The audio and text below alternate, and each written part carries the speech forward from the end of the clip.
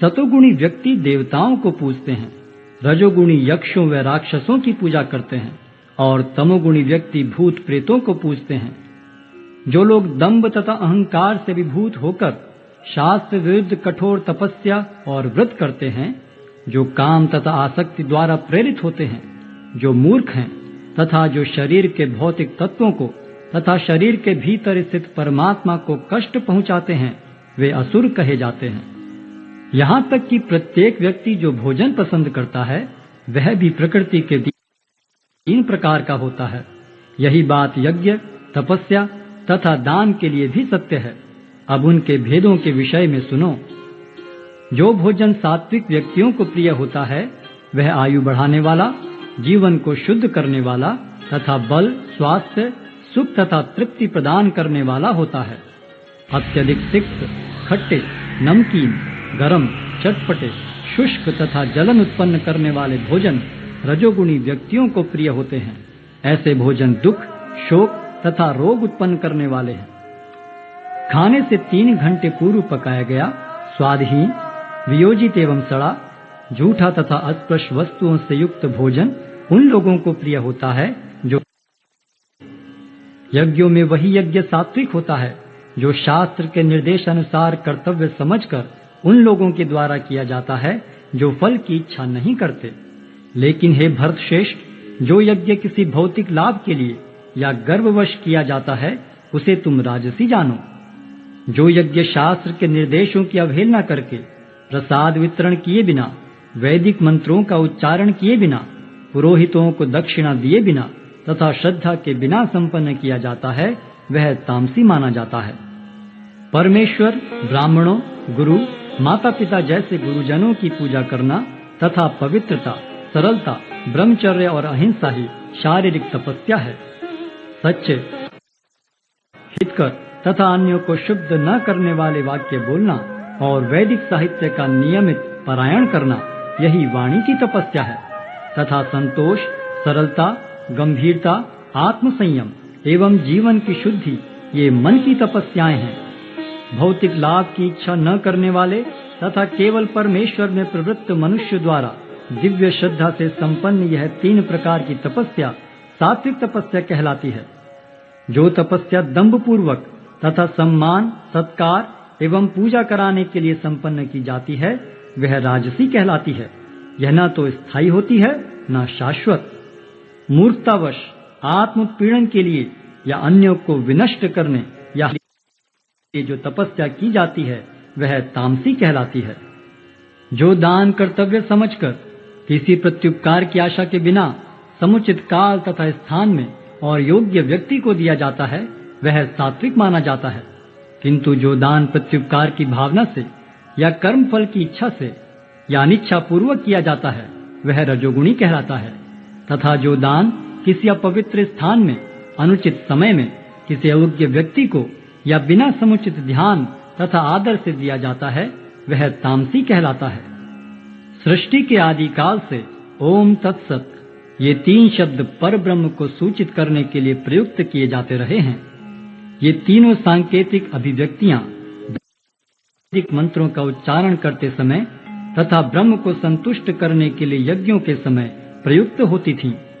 अतएव योगी जन ब्रह्म की प्राप्ति के लिए शास्त्रीय विधि के अनुसार यज्ञ, दान तथा तप की समस्त क्रियाओं का शुभारंभ सदैव ओम से करते हैं। मनुष्य को चाहिए कि कर्म फल की इच्छा किए बिना विविध प्रकार के यज्ञ, तप तथा दान को तत् शब्द कहकर संपन्न करे। ऐसी दिव्य क्रियाओं का उद्देश्य भव बंधन से मुक्त होना है। परम सत्य भक्ति में यज्ञ का लक्ष्य है और उसे सत शब्द से अभिहित किया जाता है। हे प्रथापुत्र, ऐसे यज्ञ का संपन्न करता भी सत कहलाता है। जिस प्रकार तथा दान के जो परम पुरुष को प्रसन्न करने के लिए संपन्न किए जाते हैं, सत हैं। हे पार्थ, श्रद्धा के बिना यज्ञ, दान या तप के रूप में जो भी किया जाता है, वह नश्वर है, वह असत कहलाता है और इस जन्म तथा अगले जन्म दोनों में ही व्यर्थ जाता है।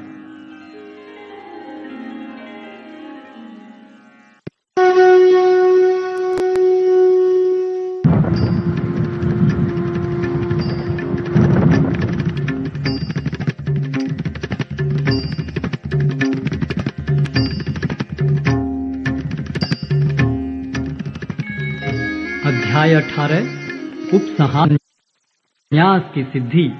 अर्जुन ने कहा, हे महाबाहु, मैं त्याग का उद्देश्य जानने का इच्छुक हूँ, और हे केशनिषूदन, हे ऋषिकेश, मैं त्यागमय जीवन का भी उद्देश्य जानना चाहता हूँ।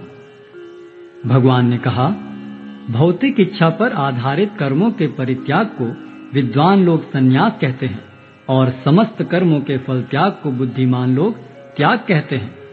कुछ विद्वान घोषित करते हैं कि समस्त प्रकार के सकाम कर्मों को दोषपूर्ण समझकर त्याग देना चाहिए, किंतु अन्य विद्वान मानते हैं कि यज्ञ, दान तथा तपस्या के कर्मों को कभी नहीं त्यागना चाहिए। हे भरत श्रेष्ठ, अब त्याग के विषय में मेरा निर्णय सुनो। नरशार्दूल, शास्त्रों में त्याग 3 तरह का बताया गया है।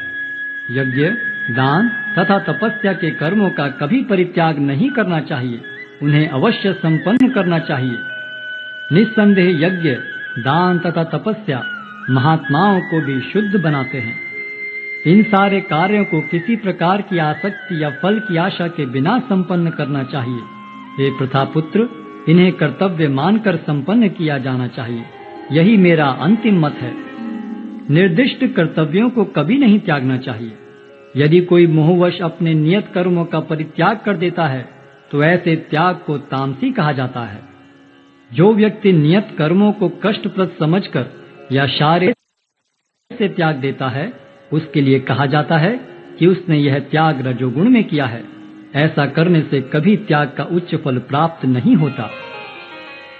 हे अर्जुन, जब मनुष्य नियत कर्तव्य को करणीय मानकर करता है और समस्त भौतिक संगति तथा फल की आसक्ति को त्याग देता है, तो उसका त्याग सात्विक कहलाता है। सतोगुण में स्थित बुद्धिमान त्यागी, जो न तो अशुभ कर्म से घृणा करता है न शुभ कर्म से लिप्त होता है, वह कर्म के विषय में कोई संशय नहीं रखता। निस्संदेह किसी भी देहधारी प्राणी के लिए समस्त कर्मों का परित्याग कर पाना संभव है, लेकिन जो कर्म फल का परित्याग करता है वह वास्तव में त्यागी कहलाता है। जो उसके लिए इच्छित, अनिच्छित तथा मिश्रित ये 3 प्रकार के कर्म फल मृत्यु के बाद मिलते हैं, लेकिन जो सन्यासी है उन्हें ऐसे फल का सुख दुख नहीं भोगना पड़ता। हे महाबाहु अर्जुन, वेदांत के अनुसार समस्त कर्म की पूर्ति के लिए 5 कारण हैं। अब तुम इन्हें मुझसे सुनो। कर्म का स्थान शरीर, कर्ता, विभिन्न इंद्रियां, अनेक प्रकार की चेष्टाएं तथा परमात्मा, ये 5 कर्म के कारण हैं। मनुष्य अपने शरीर, मन या वाणी से जो भी उचित या अनुचित कर्म करता है वह इन 5 कारणों के फलस्वरूप होता है। अतएव जो इन 5 कारणों को न मानकर अपने आप को ही एकमात्र कर्ता मानता है, वह निश्चय नहीं होता और वस्तुओं को सही रूप में नहीं देख सकता। जो मिथ्या अहंकार से प्रेरित नहीं है, जिसकी बुद्धि बंधी नहीं है, वह इस संसार में मनुष्यों को मारता हुआ भी नहीं मारता, न ही वह अपने कर्मों से बंधा होता है। ज्ञान, ज्ञेय तथा ज्ञाता, ये तीनों कर्म को प्रेरणा देने वाले कारण हैं। इंद्रियां, कर्म तथा कर्ता, ये 3 कर्म के संघटक हैं। प्रकृति के 3 गुणों के अनुसार ही ज्ञान, कर्म तथा कर्ता के 3 भेद हैं। अब तुम मुझसे इन्हें सुनो। जिस ज्ञान से अनंत रूपों में विभक्त सारे जीवों में एक ही अविभक्त आध्यात्मिक प्रकृति देखी जाती है, उसे ही तुम सात्विक जानो। इस ज्ञान से कोई मनुष्य विभिन्न शरीरों में भिन्न भिन्न प्रकार का जीव देखता है, उसे तुम राजसी जानो। और वह ज्ञान जिससे मनुष्य किसी एक प्रकार के कार्य को, जो अति तुच्छ है, सब कुछ मानकर सत्य को जाने बिना उसमें लिप्त रहता है, तामसी कहा जाता है। जो कर्म नियमित है और जो आसक्ति, राग या द्वेष से रहित कर्मफल की चाह के बिना किया जाता है, वह सात्विक कहलाता है। लेकिन जो कार्य अपनी इच्छा पूर्ति के निमित्त प्रयास पूर्वक एवं मिथ्य अहंकार के भाव से किया जाता है, वह रजोगुणी कहा जाता है। जो कर्म मोहवश शास्त्रीय आदेशों की अवहेलना करके तथा भावी बंधन की परवाह किए बिना या हिंसा पहुंचाने के लिए किया जाता है, वह तामसी कहलाता है। जो व्यक्ति भौतिक गुणों के संसर्ग के बिना अहंकार रहित संकल्प तथा उत्साह पूर्वक अपना कर्म करता है और सफलता अथवा असफलता में अविचलित रहता है, वह सात्विक कर्ता कहलाता है। जो कर्ता कर्म तथा कर्म फल के प्रति आसक्त होकर फलों का भोग करना चाहता है तथा जो लोभी, सदैव ईर्ष्यालु, अपवित्र और सुख दुख से विचलित होने वाला है, वह राजसी कहा जाता है। जो कर्ता सदा शास्त्रों के आदेशों के विरुद्ध कार्य करता रहता है, जो भौतिकवादी, हठी, कपटी तथा अन्यों का अपमान करने में पटु है तथा जो आलसी, सदैव खिन्न तथा काम करने में दीर्घ, वह तमोगुणी कहलाता है। हे धनंजय, अब मैं प्रकृति के 3 गुणों के अनुसार तुम्हें विभिन्न प्रकार की बुद्धि तथा धृति के विषय में विस्तार से बताऊंगा, तुम इसे सुनो। हे प्रथापुत्र, वह बुद्धि सतोगुणी है जिसके द्वारा मनुष्य यह जानता है कि क्या करणीय है और क्या नहीं है, किससे डरना चाहिए और किससे नहीं, क्या बांधने वाला है और क्या मुक्ति देने वाला है। हे प्रथापुत्र, जो बुद्धि धर्म तथा अधर्म, करणीय तथा अकरणीय कर्म में भेद नहीं कर पाती, वह राजसी है। जो बुद्धि मोह तथा अहंकार के वशीभूत होकर अधर्म को धर्म और धर्म को अधर्म मानती है और सदैव प्रयत्न करती है, हे पार्थ, वह तामसी है।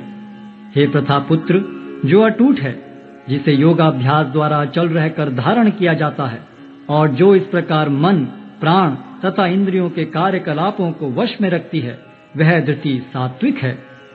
लेकिन हे अर्जुन, जिस धृति से मनुष्य धर्म, अर्थ तथा काम के फलों में लिप्त बना रहता है, वह राजसी है। हे पार्थ, जो धृति स्वप्न, भय, शोक, विषाद तथा मोह के परे नहीं जाती, ऐसी दुर्बुद्धिपूर्ण धृति तामसी है।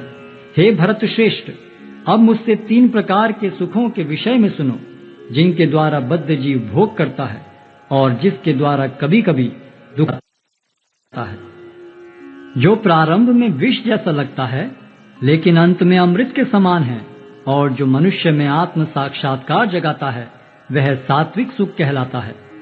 जो सुख इंद्रियों द्वारा उनके विषयों के संसर्ग से प्राप्त होता है और जो प्रारंभ में अमृत तुल्य तथा अंत में विष तुल्य लगता है, वह रजोगुणी कहलाता है। तथा जो सुख आत्म साक्षात्कार के प्रति अंधा है, जो प्रारंभ से लेकर अंत तक मोहकारक है और जो निद्रा, आलस्य तथा मोह से उत्पन्न होता है, वह तामसी कहलाता है। इस लोक में, स्वर्ग लोकों में या देवताओं के मध्य में कोई भी ऐसा व्यक्ति विद्यमान नहीं है जो प्रकृति के 3 गुणों से मुक्त हो। हे परंतु क्षत्रियों, वैश्यों तथा शूद्रों में प्रकृति के गुणों के अनुसार उनके स्वभाव द्वारा उत्पन्न गुणों के द्वारा भेद किया जाता है। शांति प्रियता, आत्मसंयम, तपस्या, पवित्रता, सहिष्णुता, सत्यनिष्ठा, ज्ञान, विज्ञान तथा धार्मिकता, ये सारे स्वाभाविक गुण हैं जिनके द्वारा ब्राह्मण कर्म करते हैं। वीरता, शक्ति, संकल्प, दक्षता, युद्ध में धैर्य, उदारता तथा नेतृत्व, ये क्षत्रियों के स्वाभाविक गुण हैं। कृषि करना, गोरक्षा तथा व्यापार वैश्यों के स्वाभाविक कर्म हैं और शूद्रों का कर्म श्रम तथा अन्यों की सेवा करना है। अपने अपने कर्म के करते हुए प्रत्येक व्यक्ति सिद्ध हो सकता है।